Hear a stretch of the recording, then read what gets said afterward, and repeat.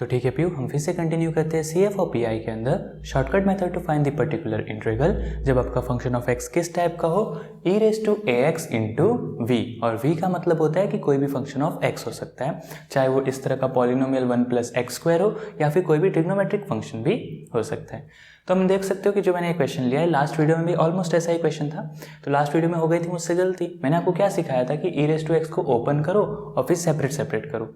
तो वो जो चीज़ है उस क्वेश्चन में तो चलो ऑलमोस्ट ठीक थी, इस क्वेश्चन में भी वो करो तो ऑलमोस्ट ठीक है, बट वो कब नहीं कर सकते हो। देखो फॉर एग्जांपल अगर आपको इस टाइप का दे दे कि ई रेज टू ए एक्स है और मल्टीप्लाई हो रहा है किसी बड़े पॉलिनोमियल फंक्शन के साथ, for example x cube plus x square plus x plus 1। अब आप इन सबको एक एक करके, और यहाँ पे जो ऑक्सिलरी इक्वेशन वो डिवीजन में, यही आपका पर्टिकुलर इंटीग्रल होता है।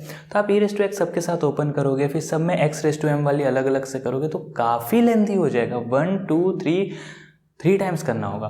बट इसको ऐसा एक मानो तो दिस इंटू ये, और इसको आप ऑक्सिलरी इक्वेशन जो है 1/f(d) की, इसको आप x रेज टू m वाले के साथ सॉल्व कर सकते हो। इसको एज इट इज़ पूरा का पूरा आपको v मानना होगा, वो ज़्यादा इजी रहता है और ज़्यादा अच्छा रहता है। तो इस क्वेश्चन में हम वही करने वाले हैं, हम ब्रैकेट ओपन नहीं करेंगे ई रेज टू एक्स का 1 और एक्स स्क्वायर के साथ, बल्कि 1 प्लस एक्स स्क्वायर इस पूरे कंबाइंड को ही हम v मान लेंगे। वो ज़्यादा बेटर क्या, सबसे बेटर सॉल्यूशन वही होता है। ठीक है, तभी हम इसको सॉल्व करते हैं और पहले बोरिंग सा पार्ट करते हैं, इसका सी एफ फाइंड करते हैं। चलो, तो आप क्या जानते हैं वो बात हम पहले लिखते हैं कि for complementary function C F के लिए क्या करना होता है आपको, D square minus 1y equals to 0। फिर आपकी ऑक्सिलरी इक्वेशन बता देते हो आप कि एफ ऑफ डी जो है डी स्क्वायर माइनस 1, वो आपकी क्या है, auxiliary equation. So is the auxiliary equation. अब जैसे आपको आपकी ऑक्सिलरी इक्वेशन पता चल गई, therefore let that be equals to 0। So F of D equals to 0, D square minus 1 equals to 0, so D minus 1 D plus 1 equals to 0। तो आपकी D की दो वैल्यू आ जाएगी, 1 एंड नेगेटिव 1। तो ये जो दो वैल्यूज आपकी आई है, इनको आप m1 और m2 कहकर अपना कॉम्प्लीमेंट्री फंक्शन डेकोरेट कर सकते हो या फिर लिख सकते हो। तो आपका m1 है 1 और आपका m2 है नेगेटिव 1। तो देयरफॉर आपका CF क्या आ जाएगा, C1 e raise to x plus C2 e raise to negative x। Done, यहाँ पे आ चुके आपके कॉम्प्लीमेंट्री फंक्शन CF की वैल्यू। अब पर्टिकुलर इंटीग्रल के लिए क्या करना होता है आपको, फॉर हम वो भी लिख देते हैं कि फॉर पर्टिकुलर इंटीग्रल, जैसे फॉर CF आपका काम होता है इक्वल्स टू 0 रखना, वैसे ही फॉर पर्टिकुलर इंटीग्रल आपका काम होता है कि ऑक्सिलरी इक्वेशन को डिवीजन में भेज दे फंक्शन ऑफ x के, मतलब कैपिटल X। तो ऑक्सिलरी इक्वेशन क्या आपकी, डी स्क्वायर माइनस 1 किसके डिवीजन में जा चुके हैं, फंक्शन ऑफ x के, और वो क्या है आपका e raise to x 1 plus x square. Clear. अब यहाँ से आगे कंटिन्यू करते हैं हम। सो वापस से लिखता हूँ मैं last step, 1/d square minus 1 e raise to x 1 plus x square. ये आ चुकी है आपके पर्टिकुलर इंटीग्रल की वैल्यु। अब ये कौन सा वाला फॉर्म है, e raise to a x into v. तो आप मेंशन कर दो कि देयरफॉर आप क्या जानते हैं, we know 1/f of D e raise to a x into V इस पर्टिकुलर टाइप का हो। So e raise to a x बाहर आ जाता है, डी में रिप्लेस हो जाती है डी प्लस ए, और ये सब अप्लाई होते हैं अब सिर्फ और सिर्फ वी के ऊपर। आप देख सकते हो कितनी ब्यूटीफुली जो प्रोडक्ट है वो ब्रेक डाउन हो जाता है। सो वही चीज़ यहाँ पे करेंगे, यहाँ पे चाहो तो आप मेंशन कर दो ए की वैल्यू है 1, क्योंकि ई रेज टू एक्स है यानी 1x, यानी ए की वैल्यू 1। सो ये किस में कन्वर्ट हो जाएगा, ई रेज टू एक्स बाहर आ जाएगा, d की जगह कौन लेगा, d प्लस ए, यहाँ पर a क्या है 1, तो इस d की जगह कौन ले लेगा, d प्लस 1, d का स्क्वायर था तो d प्लस 1 का स्क्वायर माइनस 1, और ये अप्लाई होंगे किसके ऊपर, 1 प्लस एक्स स्क्वायर के ऊपर, 1 प्लस एक्स स्क्वायर। मैंने आपको बताया था कि इसका जो सबसे बेस्ट सॉल्यूशन होता है वो होता है कि इसको एक साथ v मानना, ना कि वो ब्रैकेट ओपन करना। लास्ट वीडियो में सो सॉरी मिस्टेक हो गई थी मुझसे वो, ठीक है। मैंने थोड़ी देर थिंकिंग की, मैंने उस वीडियो के लास्ट में भी कहा था कि नहीं, इससे ज़्यादा बेटर होगा कि आप उसको v मान लो, ठीक है। चलो मैं फिर से सॉरी कहता हूँ, वो उस क्वेश्चन के लिए ठीक थी, लेकिन ये सबसे बढ़िया मेथड है। चलो अब इसमें ई रेज टू एक्स बाहर है, हमें पहली बात ये ओपन करना होगा। So D square plus 2d plus 1 और ये माइनस 1, और ये सब अप्लाई होंगे 1 प्लस एक्स स्क्वायर पे, plus 1 minus 1 cancel, e raise to x 1/d square plus 2d 1 plus x square. अब अगर आपने मेरी वो वाली वीडियो देखी है जिसमें ये 1/f of D x raise to m, ये वाला जितना टॉपिक है इसके मतलब कैसे हम पर्टिकुलर इंटीग्रल को सॉल्व करते हैं, तो आप तो बड़ी अच्छे से जानते हो कि आपको यहाँ पे दो आइडेंटिटीज फॉर्म करनी होती है। एक होती है 1 plus x raise to m, जगह मिलती है मैं आपको लिख देता हूँ वापस से, यहाँ पे लिख सकते हैं। एक होती है आपकी 1 प्लस एक्स रेज टू -1 और दूसरी होती है 1 माइनस एक्स रेज टू -1। ऊपर वाले में alternate pattern 1 minus x plus x square minus x cube, नीचे वाले में straight pattern 1 plus x square plus x cube. इन दोनों आइडेंटिटीज़ का आपको कैसे भी करके यूज़ करना होता है, और दोनों आइडेंटिटीज़ में खास बात होती है कि आपके पास कांस्टेंट होता है और वो कांस्टेंट पॉजिटिव होता है। तो आपका काम यहाँ पे क्या होता है, सबसे पहले एक पॉजिटिव कांस्टेंट लाना। तो आप देख सकते हो कि, तो आपको याद होगा ये पूरी चीज़ आपने देखी है। तो इस टाइप के क्वेश्चन को कैसे करते हैं, पहले इसमें से डी कॉमन निकलता है और वो डी रह जाता है और सबसे लास्ट में जाके आपके आंसर को इंटीग्रेट करता है ना। तो देखो क्या होगा, यहाँ से एक सेकेंड कलर बदल दो। चलो अब यहाँ से e रेज टू एक्स और एज इट इज़ इसमें से d बाहर आ जाएगा, अंदर क्या बचेगा d+2 और 1 प्लस एक्स स्क्वायर। अब ये जो 1/d है ये इसको एज इट इज़ बाहर रहने दो और ये सब अप्लाई होगा किसके ऊपर, 1/d+2 into 1 plus x square. Clear हुआ। अब ये जो चीज़ है इसमें आप ये आइडेंटिटी इजीली फॉर्म कर सकते हो। आपका काम क्या होगा, 2 कॉमन ले लो, फिर आप देख पाओगे कि इजीली फॉर्म हो जाएगी। तो इसको अब यहाँ से आगे कंटिन्यू करते हैं हम। सो देखो e रेज टू एक्स बाहर है, 1/d बाहर है, मैं इसमें से 2 कॉमन ले रहा हूँ। मैं आपको वो स्टेप यहाँ पे दिखा देता हूँ। हाँ, मैं इसमें से 2 कॉमन ले रहा हूँ, तो क्या बच रहा है मेरे पास, 2 निकल गया तो 1 और d में बचेगा d/2। तो देखो 1/2 तो बिल्कुल ही कांस्टेंट है, तो उसे मैं बिल्कुल ही बाहर लिख देता हूँ।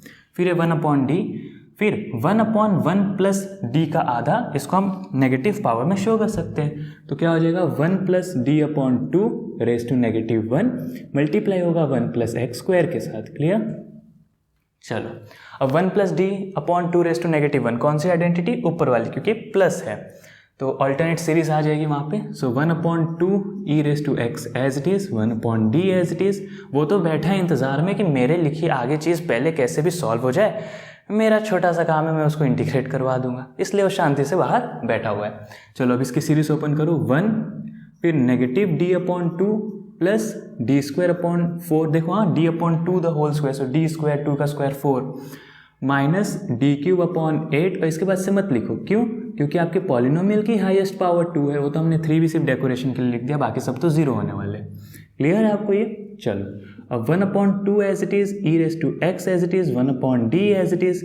अब मल्टीप्लाई करो, 1 into 1 plus x square, 1 plus x square as it is, minus पहला derivative of 1 plus x square upon 2 plus दूसरा derivative of 1 plus x square upon 4। इसके बाद से मत लिखो, क्योंकि इसके बाद से तीसरा डेरिवेटिव क्यों ही करना है, जबकि पॉलिनोमियल की हाईएस्ट पावर 2 है, तो इन्नू तीसरा डिग्री कैसा होने वाला है, 0 होने वाला है, तो उसको लिखो ही मत। ठीक है। चलो अब 1/2 as it is, e raise to x as it is, 1/d as it is. अब 1 प्लस एक्स स्क्वायर भी एज इट इज़, क्योंकि इसका तो कोई डेरिवेटिव हो ही नहीं रहा है। यहाँ ध्यान दो, 1 प्लस एक्स स्क्वायर का पहला डेरिवेटिव, सो सिंपली 2x और अपॉन में 2 प्लस इसका दूसरा डेरिवेटिव यानी सिंपली 2/4। कुछ सिंप्लीफिकेशन यहीं पे कर लेते हैं। यहाँ से 2 और 2 कैंसिल हो गया, यानी सिर्फ नेगेटिव x बचेगा, यहाँ से 1/2 बचेगा। फिर ये और ये लाइक टर्म है, so x square minus x as it is, 1 plus 1/2 3/2। तो मैं यहाँ पे फाइनल आंसर लिखता हूँ, क्या आ रहा है, x square minus x plus 3/2। Clear. अब जो कब से बाहर इंतज़ार कर रहा था 1/d, उसका काम आएगा। उसका काम क्या है, इसे अब वो इंटीग्रेट करवा देगा। सो 1/2 as it is, e raise to x as it is, integration of x square minus x plus 3/2 dx। Clear. So 1/2 as it is, e raise to x as it is, x square का integration x³/3। एक minute. हाँ चलो, होता क्या है, जो front camera से हम वीडियो बनाते हैं ना, तो उसमें 10 मिनट्स की लिमिट होती है। तो 10 मिनट क्लोज आता है, तो हमें एक बार बंद करके फिर से स्टार्ट करना होता है। So sorry. तो चलो, एक्स स्क्वायर का इंटीग्रेशन x³/3 माइनस x का इंटीग्रेशन x²/2 और 3/2 का इंटीग्रेशन 3/2x।